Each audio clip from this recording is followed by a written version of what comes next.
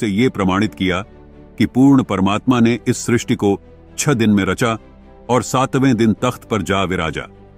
साथ ही इन आयतों से ये भी सिद्ध हुआ कि कुरान शरीफ के ज्ञानदाता को संपूर्ण अध्यात्म ज्ञान नहीं पता, इसलिए किसी बाखबर से संपूर्ण अध्यात्म ज्ञान पूछने के लिए कहा है। इसके अलावा कुरान शरीफ की इन आयतों ने यह भी साफ कर दिया कि उस खुदा का नाम कबीर है जो बड़ा ही रहमान है।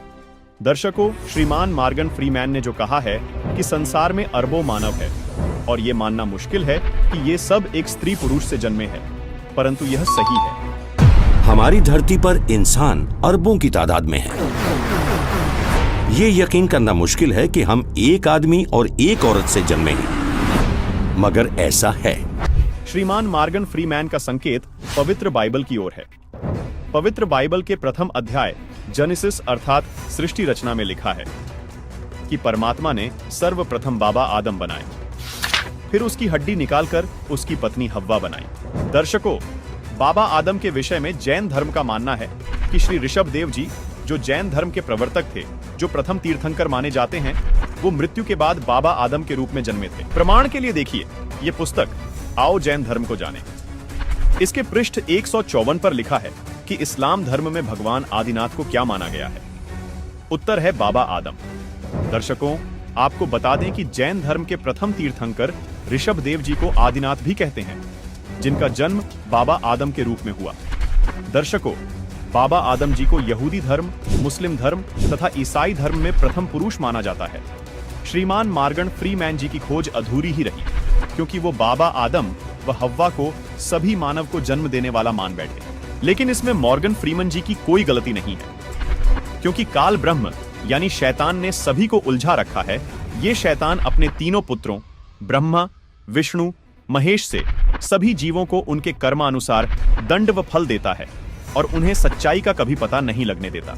आइए अब इस सच्चाई को पवित्र बाइबल से प्रमाणित करते हैं। पवित्र बाइबल में उत्पत्ति 3 में लिखा है कि फिर यहोवा परमेश्वर ने कहा, मनुष्य भले बुरे का ज्ञान पाकर हम में से एक के समान हो गया है, इसलिए अब ऐसा न हो कि वह हाथ बढ़ाकर जीवन के वृक्ष का फल भी तोड़कर खा ले और सदा जीवित रहे।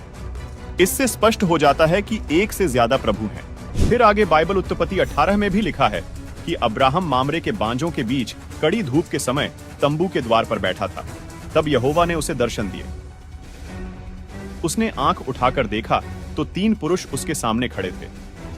उन्होंने अब्राहम की प्रार्थना पर खाना खाया तथा वृद्ध अवस्था में पुत्र होने का आशीर्वाद देकर चले गए तथा जाते समय कहा कि हम सदोम आदि नगरों का नाश करने जा रहे हैं। यहाँ के लोग अधर्मी हो गए हैं।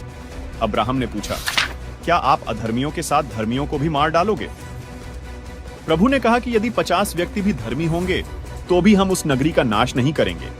फिर आगे पवित्र बाइबल उत्पत्ति 19 में लिखा है कि उनमें से 2 दूत सदोम में पहुंचे। सदोम में लूत नामक व्यक्ति रहता था। उस गांव के व्यक्ति बहुत निकम्मे थे। लूत ने उन्हें आदर पूर्वक रोका।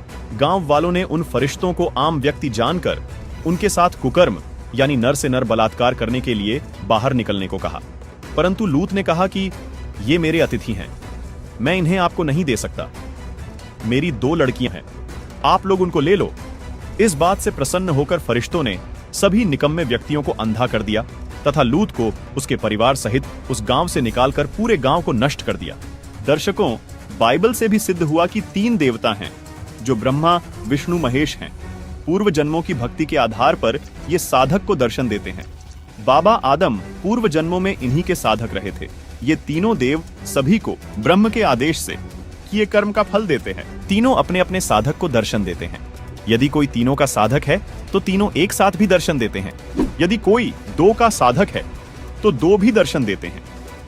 पवित्र बाइबल के इन प्रमाणों से सिद्ध होता है कि तीनों देवता ब्रह्मा, विष्णु, महेश ही अपने पिता ब्रह्म के आदेशानुसार एक ब्रह्मांड में सर्व कार्य करते हैं। भक्ति भाव के व्यक्तियों की कर्म अनुसार रक्षा तथा दुष्कर्म करने वालों का कर्म अनुसार नाश करते हैं। ब्रह्म अव्यक्त यानी कभी सामने दर्शन न देने वाला प्रभु ही इन तीनों का पिता है, जिसको गीता ज्ञानदाता ब्रह्म भी कहा जाता है। इसी ब्रह्म गीता ज्ञानदाता ने गीता अध्याय 7 श्लोक 24 में कहा है कि ये बुद्धिहीन पुरुष मेरे अनुत्तम अव्यय परम भाव को न जानते हुए मुझ अव्यक्त को व्यक्त मानते हैं। इससे सिद्ध हुआ कि काल ब्रह्म कभी किसी के सामने नहीं आता। ये इसका अटल घटिया नियम है, लेकिन सारे काम इन्हीं से करवाता है। जैसे भगवान कृष्ण जी में प्रेतवश प्रवेश करके इस ब्रह्म ने गीता का ज्ञान दिया। फरिश्ते तो उसका ज्यों का त्यों आदेश सबको सुनाते हैं।